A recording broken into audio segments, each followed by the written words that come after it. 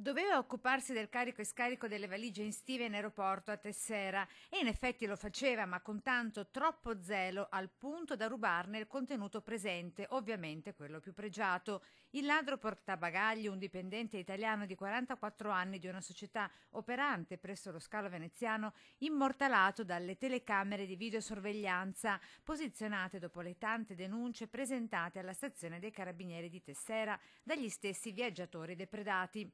Il ladro portabagagli sorpreso rubare di tutto: telefoni cellulari, gioielli, carte di credito e di debito, banconote estere. Nella mattinata di ieri scattata la perquisizione a casa da parte dei militari. A quanto si apprende, i furti avvenivano prima del decollo degli aerei o subito dopo l'atterraggio, prima della riconsegna agli ignari viaggiatori delle valigie.